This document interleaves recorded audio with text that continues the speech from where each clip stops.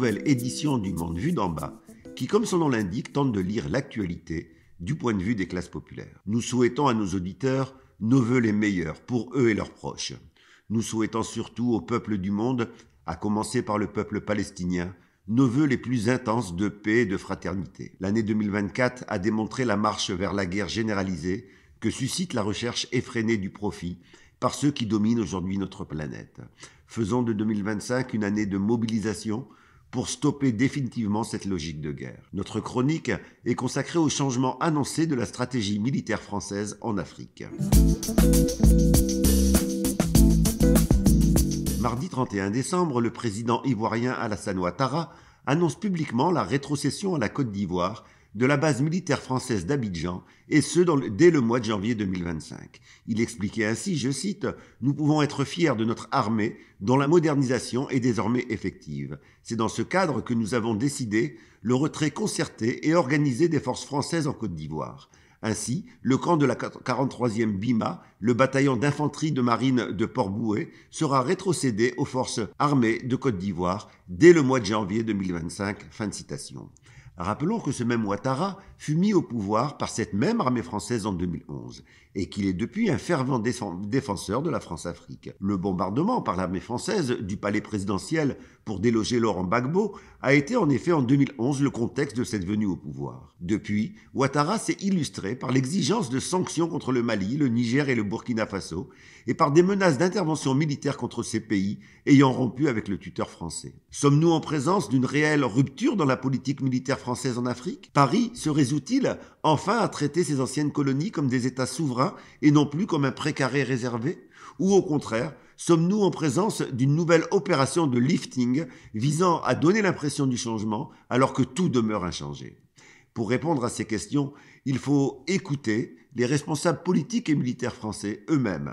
Rappelons que Jean-Marie Bockel, l'envoyé personnel d'Emmanuel Macron en Afrique, a rendu le lundi 25 novembre le rapport qui lui a été demandé sur, je cite, « la reconfiguration du dispositif militaire français en Afrique ». Fin de citation.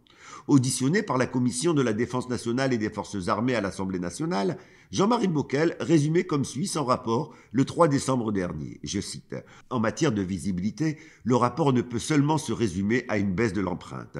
Il prône une transformation en profondeur.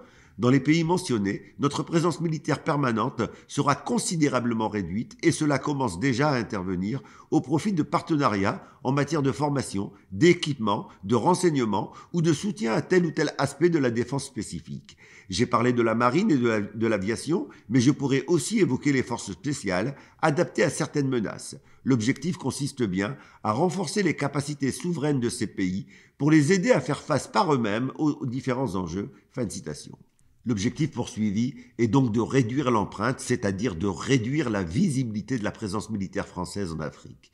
Il ne s'agit pas de renoncer à la politique d'ingérence et de dépendance militaire, mais de rendre celle-ci moins visible pour prendre en compte le rejet grandissant de celle-ci par les peuples africains. Après la dénonciation des accords de défense par le Mali, le Niger et le Burkina Faso, et le retrait des troupes françaises de ces pays, après l'annonce faite par le Tchad et de sa décision de rompre ces mêmes accords, après la décision du Sénégal de demander la fermeture des bases militaires françaises, après des manifestations populaires grandissantes dans tous les pays de la région contre la présence militaire française, etc., Macron prend acte de la nécessité d'un lifting pour éviter une débandade.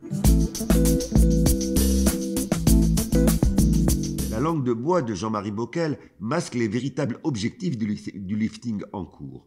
Le général d'armée Didier Castres est lui plus direct et plus franc. Rappelons que ce général, qui a aujourd'hui quitté l'armée pour ouvrir une entreprise de sécurité privée internationale, fut un des acteurs clés des interventions militaires françaises en Afghanistan, en Côte d'Ivoire, en Libye, au Mali, en Centrafrique, en Irak et en Syrie. Auditionné par la même commission de défense en février 2024, il expliquait l'enjeu africain en découpant le continent en 4 morceaux. D'abord l'Afrique de l'Ouest et le Sahel, qu'il présente comme étant, je cite, l'Afrique des risques, et c'est l'Afrique des frottements stratégiques avec nos compétiteurs, c'est celle dont la France est en train d'être expulsée, fin de citation. La seconde Afrique est pour notre général, je cite, l'Afrique du centre, et c'est celle qui est l'Afrique de la francophonie et des ressources stratégiques. On vient de découvrir des gisements incroyables en terres rares et en minéraux rares au Zimbabwe, Les Chinois y sont déjà, les Russes y avancent. » Fin de citation. La troisième Afrique du général est, je cite, l'Afrique australe, l'Afrique du business, et parmi les plus grosses économies, il y a évidemment l'Afrique du Sud. Fin de citation. Enfin, la dernière Afrique du général est, je cite, l'Afrique de l'Est, l'Afrique des flux commerciaux, entre le canal du Mozambique, entre la mer Rouge. Fin de citation.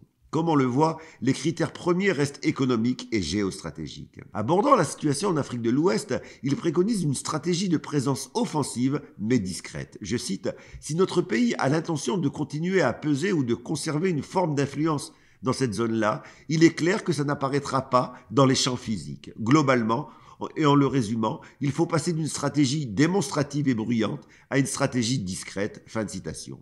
Nous sommes bien en présence d'une opération de lifting qui n'est pas sans en rappeler une autre datant de la fin des années 50.